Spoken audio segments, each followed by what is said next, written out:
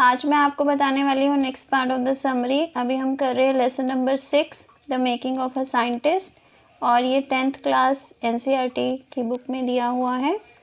ठीक है, तो फर्स्ट मैंने वीडियो बनाया था इससे पहले, इसमें मैंने आपको समझाया था कि एब्राइट की लाइफ के बारे में जो भी था वो मैंने आपको ब्रीफली बताई थी समरी। तो ये अब हम नेक्स्ट पार्ट में अभी आपको बता रही हूँ। एब्राइट लूजेज इंटरेस्ट इन बटरफ्लाइज। उसके बाद क्या हुआ कि बटरफ्लाइज में एब्राइट का इंटरेस्ट लूज हो गया। However Ebright began to lose interest in tagging butterflies. The reason was that there was no feedback. तो एब्राइट ने जो अपना काम शुरू किया था बटरफ्लाइज टैग करने का, वो उसने छोड़ दिया। क्यों छोड़ दिया उसने? क्योंकि उसे उसका कोई प्रॉपर अच्छा रिजल्ट नहीं मिल रहा था, कोई अच्छी फीडबैक नहीं मिल रही थी। Only 2 butterflies tagged by him were recaptured. Recaptured means दोबारा से पकड़ी गई। Recaptured not far from his place. जहाँ पर भी वो रहता था, उस जो भी उसने बटरफ्लाइज पकड़ी उस जगह से जहाँ पर वो रहता था ज़्यादा दूर नहीं मिली वो। इसका मतलब ये हुआ कि जो भी बटरफ्लाइज उसने पकड़ी थी उनमें से सिर्फ 2 बटरफ्लाइज जो थी वो कुछ दूर वहाँ पर मिली। ठीक है, तो इसीलिए उसका जो इंटरेस्ट था वो लूज हो गया इसमें। Real experiments. In 7th grade एब्राइट got a hint of what real science is. 7th grade में एब्राइट को पता चला कि रियल साइंस होती क्या है, कि साइंस का जो सब्जेक्ट है उसे प्रॉपर वे में किस तरह से करना चाहिए, रियल साइंस क्या होती है। He entered a country science fair. तो उसने एक साइंस फेयर में उसने पार्टिसिपेट किया था। His entries were slides of frog tissues। और उसने उसमें क्या अपनी एंट्री भेजी थी? एक स्लाइड्स, कुछ स्लाइड्स थी उसकी फ्रॉग टिश्यूज़ की। He realized later that the winners in the contest had tried to do real experiments।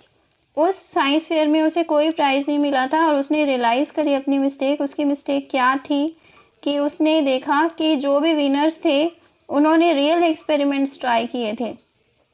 Therefore he began to work on insects। फिर उसने सोचा कि वो इंसेक्ट्स के ऊपर कुछ काम करेगा। He consulted Dr. Urquhart and worked on his ideas।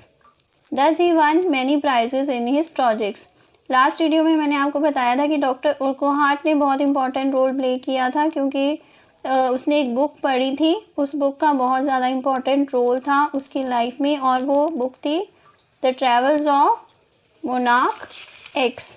Okay, तो ये डॉक्टर उर्कुहार्ट को ही उसने फिर से कंसल्ट किया और जो भी उसने सजेशन दी डॉक्टर उर्कुहार्ट ने वो उसने फॉलो किए, वो एडवाइस उसने मानी और बहुत सारे प्रोजेक्ट्स में उसको प्राइज़ मिला। In 8th grade, in his 8th grade project Ebright tried to find the cause of a viral disease. अब नेक्स्ट ईयर उसने क्या किया? उसने एक वायरल डिजीज़ का उसने एक कॉज मतलब रीज़न पता करने के लिए एक एक्सपेरिमेंट, काइंड ऑफ एक्सपेरिमेंट उसने ट्राई किया। That kills nearly all monarch caterpillars every few years. उसने एक ऑब्जर्वेशन करी कि एक वायरल डिजीज़ होती है जो कि ऑलमोस्ट सारी की सारी मोनार्क कैटरपिलर्स को एवरी फ्यू ईयर्स ख़त्म कर देती है। तो वो वायरल डिजीज़ का कॉज क्या था ये वो जानना चाहता था। He thought that the disease might be carried by a beetle. अब उसे लग रहा था कि शायद ये जो डिज़ीज़ थी वो शायद एक बीटल के कारण होती है। बीटल जो है वो उस डिज़ीज़ को कॉज करने वाले जर्म्स को या बैक्टीरियाज को कैरी करती है। So he try to raise caterpillars in the presence of beetle. तो उसने ट्राई किया कि वो कैटरपिलर्स को रेज करे, ग्रो करे in the presence of beetles, beetles की प्रेजेंस में। He didn't get any real result from this experiment. उसे कोई ज़्यादा अच्छा रिजल्ट नहीं मिला इस एक्सपेरिमेंट से, but he continue to work honestly and won a prize. लेकिन फिर भी वो ऑनेस्टली इसके ऊपर काम करता रहा और इसे एक प्राइज़ भी मिला। Resumes work on butterflies. Resume means फिर से काम शुरू कर देना। तो उसने फिर से बटरफ्लाइज के ऊपर काम करना शुरू किया। His next project was related to viceroy and monarch butterflies. और उसका नेक्स्ट प्रोजेक्ट था वाइसरॉय एंड मोनार्क बटरफ्लाइज के ऊपर। His aim was to test the theory whether viceroy butterflies copy monarch butterflies in order to save themselves। और उसका जो M था कि उसने एक थ्योरी को टेस्ट करना था कि वो थ्योरी ठीक थी कि नहीं थी, और वो थ्योरी क्या थी कि वाइसरॉय बटरफ्लाइज जो हैं वो मोनार्क बटरफ्लाइज को कॉपी करती हैं कि नहीं कॉपी करती हैं, ताकि वो अपने आप को बचा सके। Monarchs don't taste good to bird, monarch butterflies जो होती हैं वो बर्ड्स को अच्छी नहीं लगती। So the viceroy butterflies try to look like monarchs, look like monarchs mean उसकी तरह दिखना। तो वाइसरॉय बटरफ्लाइज जो हैं वो मोनार्क्स की तरह दिखने की कोशिश करती हैं, so that they are not eaten up by birds, ताकि वो बर्ड्स का जो है फूड ना बन जाए, बर्ड्स उन्हें ना खा लें। Ebright found that a bird name starling eats nothing except monarch butterflies. Ebright को ये पता चला, उसने ये पाया कि जो स्टारलिंग नाम का बर्ड होता है वो कुछ नहीं खाता, सिर्फ मोनार्क बटरफ्लाइज ही खाता है। The project was given, this project was given the first prize in the zoology section. तो इस प्रोजेक्ट को फर्स्ट प्राइज मिला जूलॉजी सेक्शन में। Ebright second year in high school. In his second year in high school, Ebright began the research which led to the discovery of an unknown insect hormone. Second year में, high school में second year में एब्राइट ने एक research start किया जिससे कि एक unknown insect hormone की डिस्कवरी हुई। Indirectly it led to his new theory on the life of cells. और इसके बाद इनडायरेक्टली, मतलब वो ये नहीं चाहता था कि वो करे, बट ये इनडायरेक्टली क्या हुआ, एक न्यू थ्योरी की तरफ वो चला गया, और वो लाइफ की on the life of cells, cells की लाइफ के ऊपर बेस्ड थी वो theory. Now his subject was what is the purpose of 12 tiny gold spots on a monarch pupa.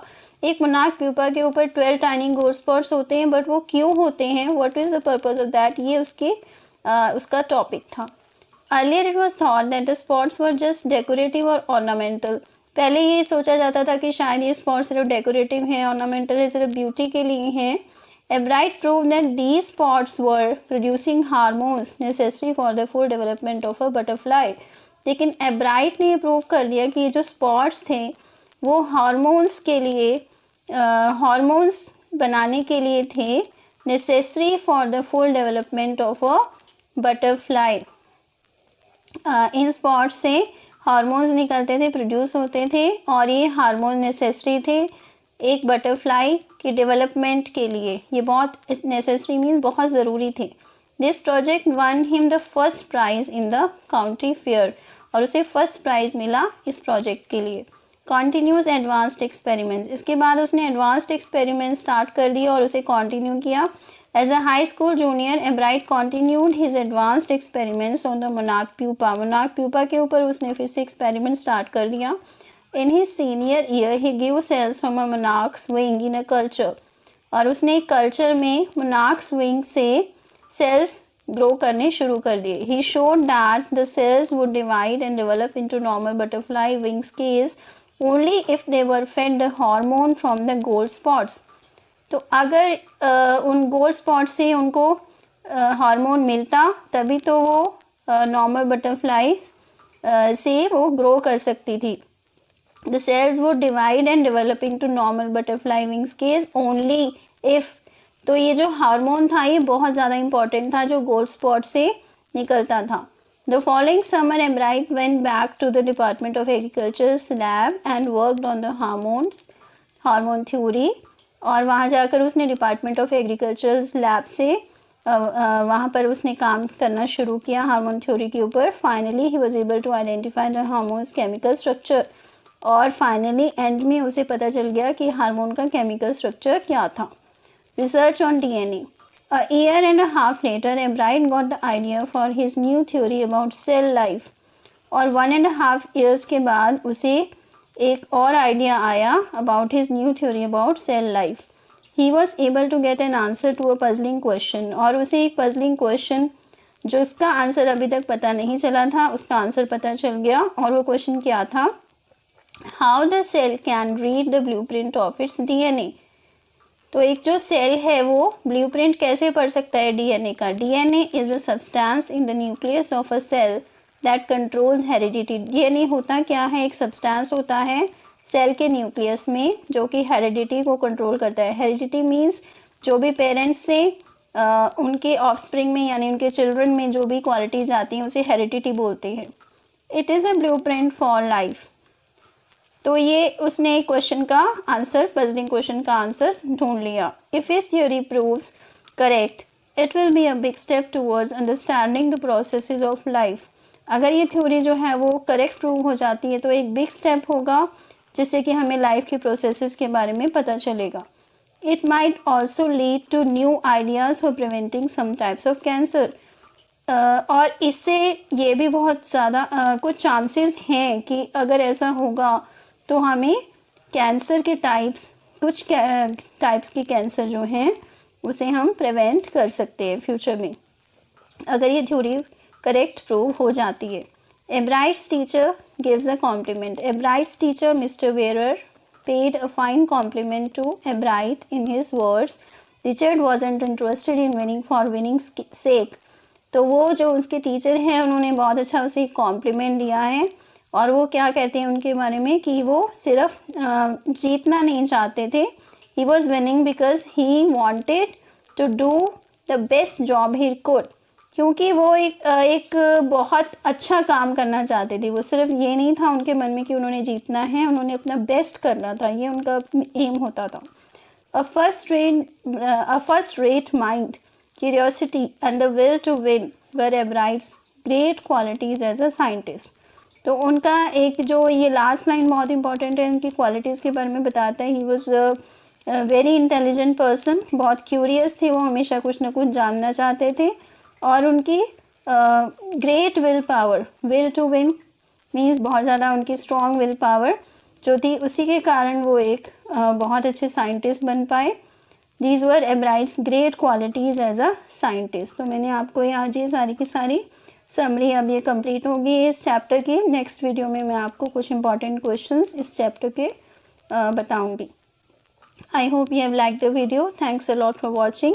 C you in the next video.